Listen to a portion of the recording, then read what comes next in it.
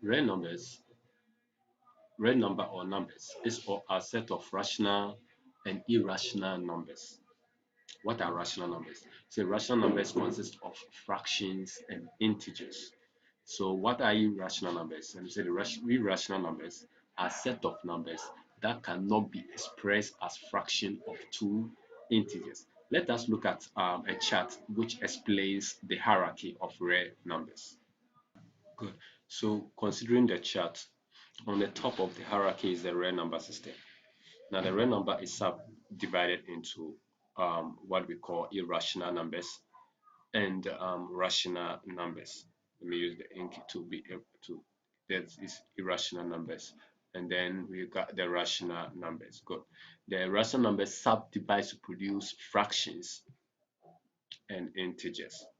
When we go into further division, the integers also subdivide to give us negative numbers and whole numbers, giving indication that negative numbers and whole numbers are all subset of integers. And the whole numbers also produce zero and then positive integers.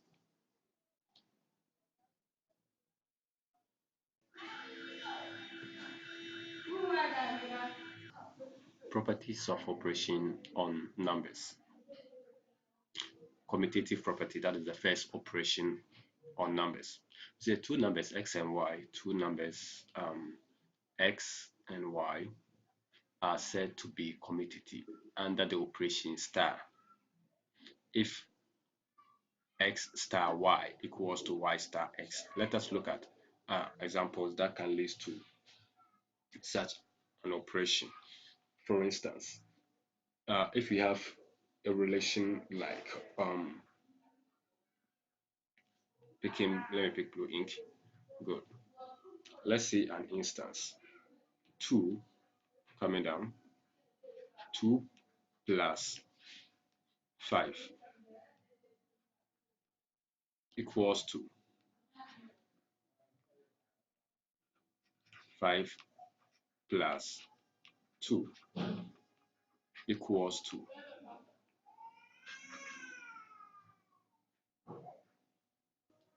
So from the operation, we realize that 2 plus 5 equals to 5 plus 2 equals to 7. So we can say that in this regard, addition is commutative.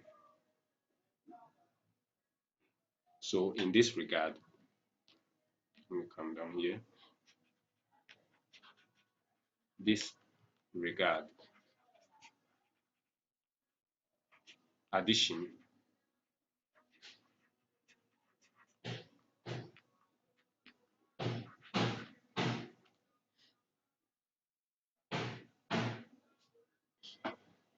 so we can clearly see that 2 plus 5 equals to 5 plus 2 equals to 7.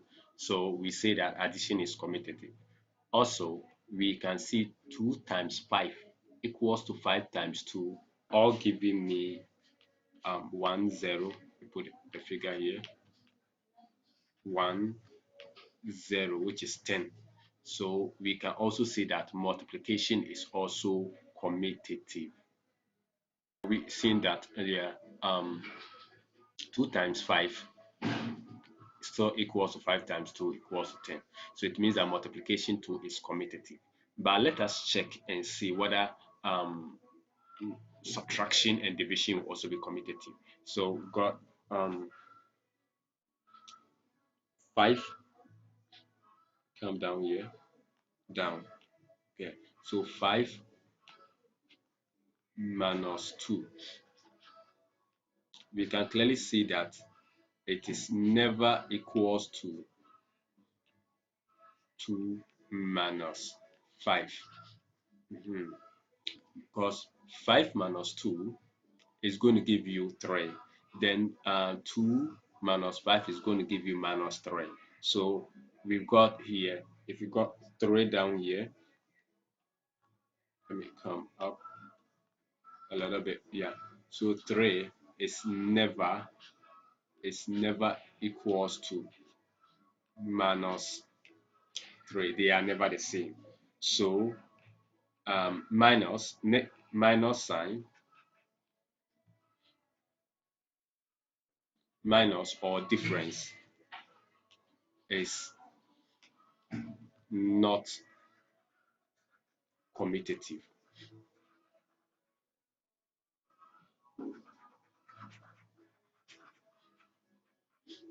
Okay, good. So we realize that the minus sign is never commutative. Let us check division. The minus can also be put as difference. Also, division sign is not commutative. For instance, when we got 5, 5 divided 5 divided by 3 by 2. So 5 divided by 2 is never equal to 2 divided by 5. So we say that division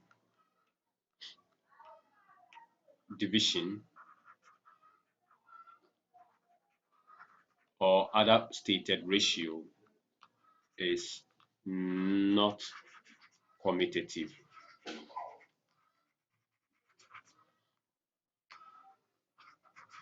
It's not commutative. Good.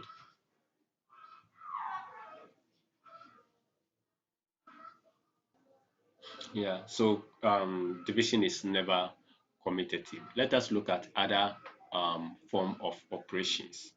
Okay. The second operation is also associative. This is the second operation. Let me put 2 here. The first one was 1, so this one is 2. So 2 is associative property. Say three numbers x, y, and z are said to be associative under the operation star if x star into bracket y star z equals to x star y into bracket open star z. We try one or two examples that will. So let us try an example for this. Let's say in a bracket, 2 plus 5 bracket close plus 3. We realize that, so we realize when we also equate it to another way around, 2 out plus into bracket 5 plus 3. In all regard, we are going to get 10. So this gives a clear indication that addition is commutative. So addition is commutative. Also, let us try using multiplication. So we got 2 times 5 in bracket times 3. Is it equals to 2 out times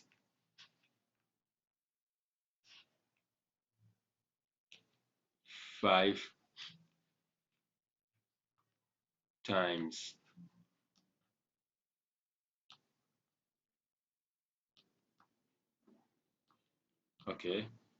times 3.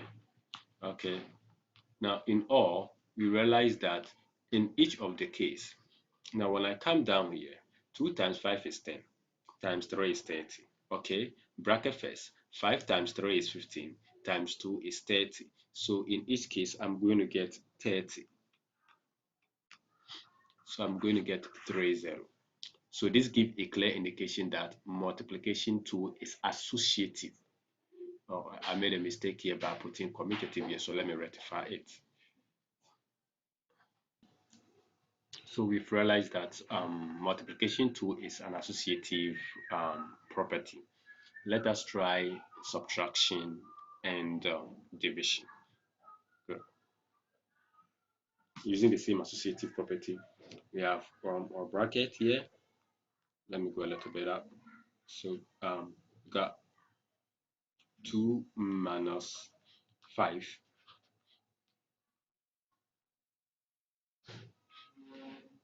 minus 3. This can never be equals to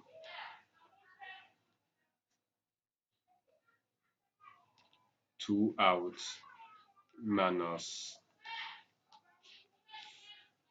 5 minus 3. So in this case, subtraction is never associative, in the sense that 2 minus 5 is negative. So from the regard, we can clearly see 2 minus 5 is going to give me negative 3. And negative 3 is going to give me negative 6. So over here, I'm going to be left with what? Negative 6 here. Now let us see what we are getting at the other side of the equation. Now 5 minus 3 will give me 2. The negative sign is affecting what is in the bracket. So in nutshell, that one becomes negative 2. So 2 minus 2 will give me 0. So 6 can never be equals to, negative 6 can never be equals to 0. So that is why we say subtraction is not, or subtraction not associative. Minus is not associative. Let me put the S sign here. Good. So subtraction is not associative. Let us try that of division. Okay. So we realize that 2 divided by 5, all divided by 3. 2 divided by 5 is 5. So in all, if you just apply the reciprocal, you are going to get 6 on 5, which is never equal to when we have 2 divided by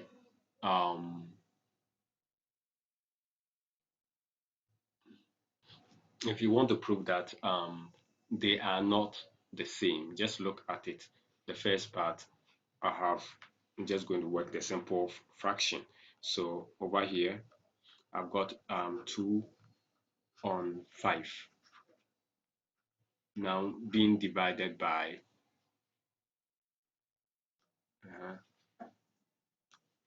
3 divided by 1. So we apply reciprocal. Let us look at the other side of the equation. We say it will never be equals to, yes, we've got 2 divided by 1, also divided by 5 divided by 3. So comparing the two, realize that the first part here, I'm going to get 2 on 5. Applying reciprocal to the right hand side is going to give me 1 on 3. And what we have at the right hand side of my equation is also going to give me 2 on 1 times, after applying reciprocal, I'm going to get 3 on 5. The reciprocal will be explained in a future lesson. So what I got from my left hand side is going to give me 2 on 15 on 1 5, which is 15, and 2 on 1 5 is never equals to 2 times 3, that is the numerator. 2 times 3 is going to give me 6 all over 5. So the 2 indicates that division is also never associative. So we say division or ratio is not associative. It's not as associative. Good. Let us look at the distributive property also. That will be, let me say, almost the last of the properties, apart from the inverse, which has been introduced. That would have been the last of the properties which the real numbers will be applied on or operated on. Okay, so distributive property. So given star and triangle, if A star into bracket B triangle C equals to A star B triangle in another bracket A star C. This one has to be C, not B again. Let me correct it. It's C. A star C. A star C. Let's be corrected very well. Good. A star C. Then we say star is distributive over triangle. Let us see a typical example. Mostly, multiplication is distributed on addition in several cases. For instance, we can have a relation like, let's take an example. We've got 3 times into bracket 4 plus 2. What this one means is that the multiplication is a distributive. We say the multiplication is a distributive over the addition. How does that mean? So over here, we're going to get into my first bracket, I'm going to get 3 times 4. Then I bring the operation sign plus 3 times 2. In a nutshell, we have distributed multiplication on addition. We have distributed multiplication on addition. And if you really want to prove, you clearly see that when I multiply 3 by 4 is 12. 12 plus 3 by 2 is also 6, making 18. So 4 plus 2 is 6 times 3 is also going to give me the same 18. Good. Operation of fraction. Operations of fraction. Now, fraction can either be proper, improper, or mixed number. A proper fraction has the numerator less than the denominator. Example include 2 on 3, 1 on 5, and 7 on 10. We can list as many as we can. Good. Then improper fraction has the numerator greater than the denominator. So common examples are what we have given here: 3 on 2, 7 on 5, then 10 on 7. A mixed number consists of an integer and a fraction. An integer and a fraction. So we can have 3 whole number, 2 on 5. It's a mixed number. It can also be a negative integer. So we have -5 whole number, -5, then 7 on 10. Why can't I say -5 whole number? Because whole numbers are zeros and positive integers. So this is a negative integer. So we get -5, 7 on 10. Then we also have 3, 1 on 2 to infinity. There are several that we can list. Good. Let us learn how to change a mixed number to improper fraction, and also how to convert improper fraction to mixed number. Good. So we are now going to look at how to change improper fraction to mixed number. We have a number like, let's say, 7 on 5. Good. How do we change this one to change this one to mixed number? First thing we do is that we first look at the number of times 5, which is the denominator. This very 5 here, the 5 will go to 7. So we look at the number of times 5 can go into 7, and the number is taken as a whole number. So for short, I will just split 7 to the number of times it can contain the denominator. So for the 7, I know that when I get 5 plus 2, I'm going to get 7.